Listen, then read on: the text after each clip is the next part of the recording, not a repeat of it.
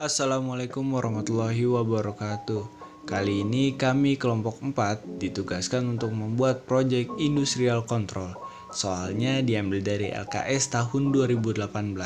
Seperti yang kalian lihat, kami sedang mengukur untuk posisi panelnya. Awalnya sempat ada salah karena pinggir kanannya terlalu lapang. Jadi mau gak mau harus mengukur dan memasang panelnya lagi. Walaupun harus kerja 2 kali, toh namanya juga belajar.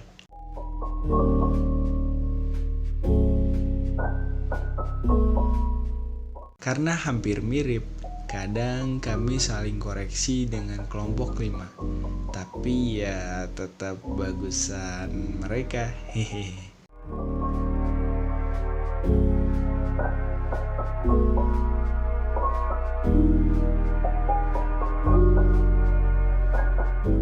Gak jauh beda dengan langkah sebelumnya, kami mengukur posisi dak kabel besar sesuai job sheet. Selain mengukur dan memasang, kami juga harus potong dak kabelnya dengan berbagai bentuk. Miring, siku, atau serong. Jadi gak lempeng aja gitu.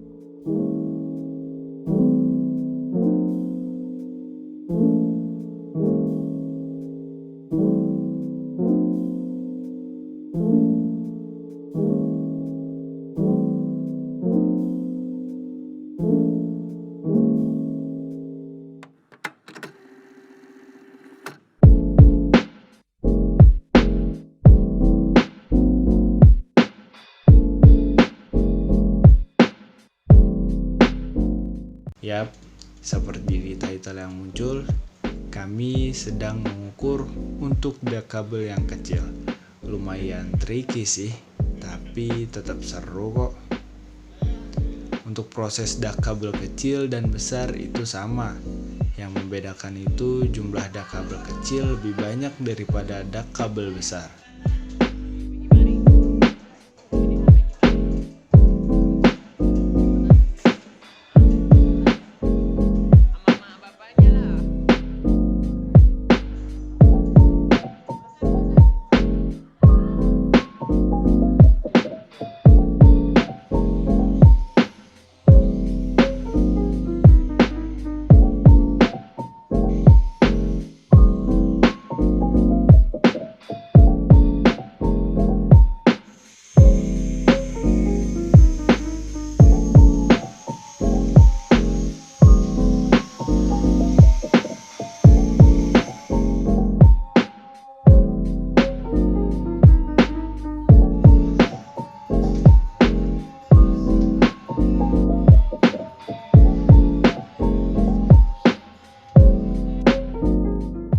Wiring.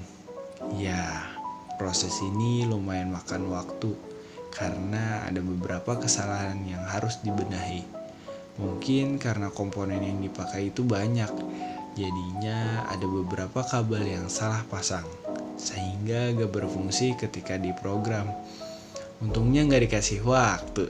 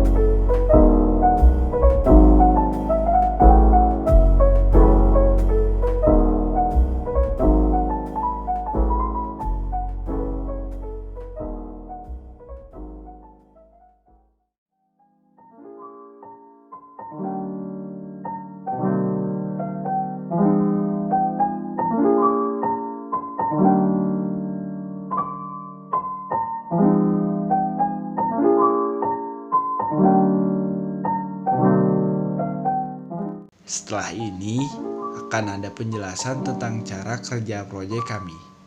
Stay tune ya. Assalamualaikum warahmatullahi wabarakatuh. Saya Aneta Darmawan, saya dari perwakilan kelompok 4. Di sini saya akan menjelaskan tentang panel LKS 2018. Yang pertama, saya akan menampilkan layout. Ada layout base panel, yang kedua ada door, dan yang terakhir ada main project. Langkah selanjutnya adalah kita harus memposisikan semua komponen dalam kondisi off. Jika sudah semua off, lalu kita pasang kabel power kepada sumber tegangan. Memasangnya harus dengan benar dan baik ya. Setelah sudah kita pasang, lalu kita menaikkan MCB. Secara hati-hati ya. Jika sudah MCB-nya naik, kondisi PL3 akan menyala dan PL ready akan menyala. Oke, tahapan selanjutnya adalah kita masuk ke tahapan manual yang pertama. Yang pertama adalah PL3 off dan semua kontaktor mati. Dan apabila kita menekan emergency button, lampu 2 akan menyala dan kontaktor 1 akan on. Apabila kita release emergency button, PL ready dan PL3 akan menyala dan kontaktor 1 akan mati. Yang selanjutnya adalah apabila kita menekan PB1, maka PL9 akan on. Dan kita tekan lagi, maka PL9 akan off. Yang selanjutnya adalah apabila kita tekan PB2, maka PL10 akan menyala. Dan apabila kita tekan kembali, maka PL10 akan mati. Dan PB3, apabila kita menekan PB3, maka PL11 akan on. Dan apabila kita tekan PB3 lagi, maka PL11 akan off. Lalu yang selanjutnya apabila PB4 kita tekan, maka PL13 akan menyala. Dan apabila PB4 kita tekan lagi, maka PL13 akan mati. Tahapan manual yang selanjutnya adalah apabila kita menekan PB6 selama lebih dari 3 detik, maka PL6 akan on dan K3 akan on. Apabila PB6 tidak kita tekan selama lebih dari 3 detik, maka PL6 dan K3 tidak akan on. Mari kita buktikan. Yang pertama kita akan mengetes dulu selama 2 detik. 1, 2. Dan tidak terjadi apa-apa. Dan kita lakukan yang kedua selama lebih dari 3 detik. 1, 3. Maka PL6 akan menyala dan kontaktor 3 akan on. Dan 5 detik kemudian maka mereka akan mati. Selanjutnya ada PB7. Apabila kita tekan, maka tidak terjadi apa-apa. Apabila kita lepas, maka PL14 akan on dan kontaktor 2 akan menyala. 5 detik kemudian, mereka akan mati. Oke, lalu selanjutnya kita masuk ke tahap manual yang terakhir. Kita akan men-slide semua limit switch. Yang pertama ada limit switch 1, kita slide oleh slider dan kita tahan. Maka PL7 akan memblink 1 kali kedipan selama 1 detik. Kita lepas, maka lampu 7 akan mati. Selanjutnya kita slide ke limit switch 2 dan kita tahan. Maka PL8 akan memblink 1 detik dengan sekali kedipan. Kita slide lagi ke limit switch 3. Maka PL6 akan memblink dan 1 kedipan selama 1 detik. Yang kita lepas, maka akan mati. Selanjutnya kita slide ke limit switch 4. Maka PL12 akan memblink 1 detik sama 2 kedipan. Oke. Yang terakhir ada limit switch 5. Apabila kita tekan atau kita geser, maka PL12 akan memblink 1 detik sama 1 kedipan. Terima kasih. Selanjutnya saya Julius akan menjelaskan tahapan auto. Mari kita simak penjelasan tahapan auto. Langkah pertama, kita putar selektor ke arah kiri, yaitu ke arah auto. Setelah kita putar, lampu 5, 6, dan 4 akan menyala terus-menerus. Sedangkan lampu 3 akan blink per 1 detik. Setelah kita putar selektor, kita posisikan slider ke limit switch S1. Setelah kita posisikan slider, kita tekan lampu 5, maka lampu 8 akan nyala. Setelah 5 detik, lampu 8 akan mati dan K2 akan on. Setelah kita posisikan slider, kita posisikan slider lagi ke limit switch S2. Setelah kita posisikan, K2 akan off dan lampu 12 akan menyala. Setelah 5 detik, lampu 12 akan mati dan lampu 9, 10, serta K3 akan on. Setelah 10 detik, K3 dan lampu 9 serta 10 akan mati dan lampu 13 akan blink per 1 detik, lalu dia akan menyala terus menerus selama 5 detik. Setelah 5 detik selanjutnya, lampu 13 akan mati dan K2 akan on dan K3 off. Setelah kita posisikan slider dan lampu 13 mati, kita geser slider ke limit switch 4. Setelah kita posisikan limit switch 4, ini akan mereset lampu 5, 6, dan 4. Di sini bisa dilihat lampu 5-nya akan blink per 1 detik. Setelah kita lepas, lampu 5 akan kembali menyala terus menerus, dan 6, 4 juga ikut serta dengan 6 menyala terus, dan lampu 3 akan blink per 1 detik. Selanjutnya saya akan menjelaskan tahapan not good.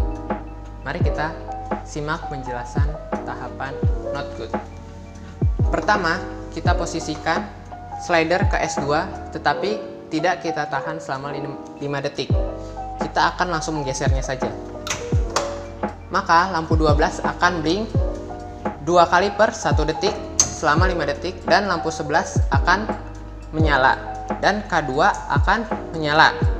Setelah K2 dan lampu 11 menyala, kita posisikan slider di posisi limit switch 3 dan limit switch 4. Maka K2 akan off dan lampu 11, 12 akan mati dan kembali ke keadaan semula. Sekian dari kelompok 4. Jika ada salah kata dan kekurangan, mohon dimaafkan. Wassalamualaikum warahmatullahi wabarakatuh.